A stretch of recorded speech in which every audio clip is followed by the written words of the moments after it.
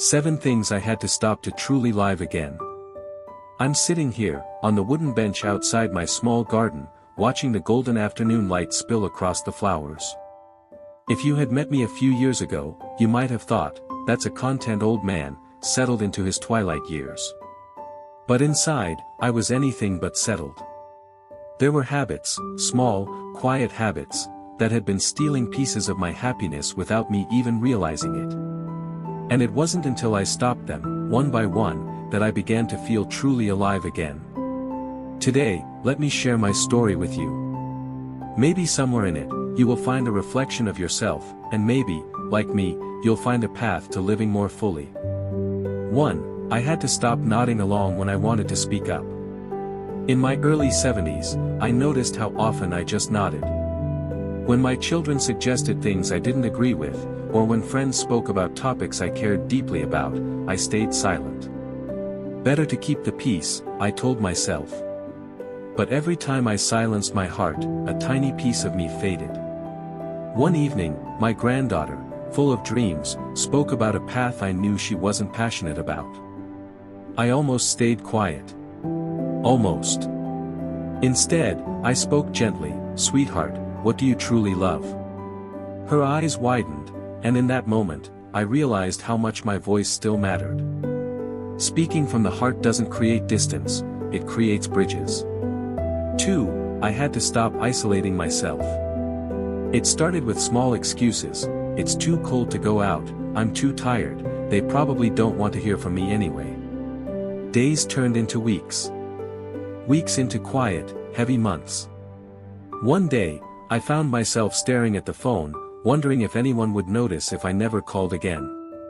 That's when I realized, connection isn't just a luxury. It's life itself. I picked up the phone. Called an old friend. Joined a book club at the local community center. Even started smiling at strangers again.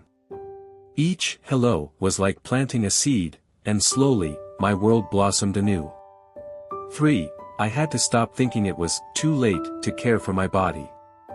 There was a time when I thought, well, I'm old now.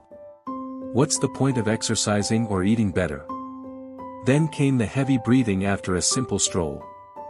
The joints stiffening. The realization that aging gracefully isn't about giving up, it's about fighting wisely. I didn't run marathons or lift heavy weights. I started small, morning stretches, short walks, eating more fruits and vegetables. My body responded like a faithful old dog, slow at first, then wagging its tail. Today, I move easier, sleep better, and feel stronger, not young, but vibrant in my own way. 4. I had to stop living only in memories. My past is rich, full of laughter, love, adventure, and yes, regret. For a long time, I lived there, replaying the golden moments, mourning the losses. But one day, my youngest great-grandchild crawled into my lap, looked up at me, and asked, "Grandpa, what are we going to do today?" Not yesterday. Not 20 years ago. Today. That moment hit me like sunlight through a dark window. I realized, the best way to honor the past is to live the present well. Now, I still tell my stories. But I also write new ones, every single day. 5. I had to stop sacrificing my joy for others. Like many of my generation, I grew up believing that a good man sacrifices everything for his family. And for decades, I did. But somewhere along the way, I forgot that my own happiness mattered too. Taking care of myself, my passions, my dreams, my laughter, wasn't selfish. It was necessary. Now, when I feel the pull to overgive, I pause. I ask myself, is this coming from love or from fear? Loving others well means loving yourself enough to stay whole. 6. I had to stop ignoring my limits. Pride is a sneaky thing. I used to lift heavy boxes, fix leaky roofs, and refuse help because I could handle it. Until one day, I couldn't. A fall and a cracked rib taught me a painful lesson. Now, I ask for help without shame. I rest when I need to. I listen to my body's whispers before they become screams. True strength, I've learned, is not in doing it all alone. It's in knowing when to lean. 7. I had to stop believing intimacy was no longer for me.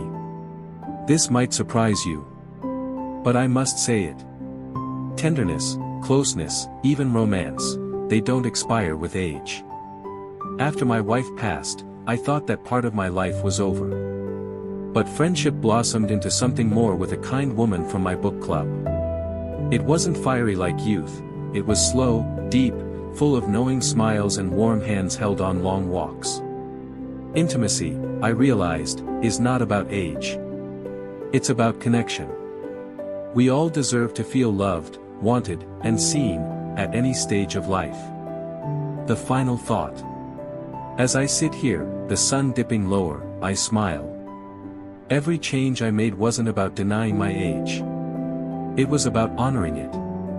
About saying, I am still here. I am still alive. And I choose to live fully, fiercely, and joyfully. If my story whispers anything to your heart, let it be this. It's never too late. Never too late to speak up. Never too late to reconnect. Never too late to love your body. Never too late to live today. Never too late to be deeply, wonderfully, vibrantly alive. Not now. Not ever.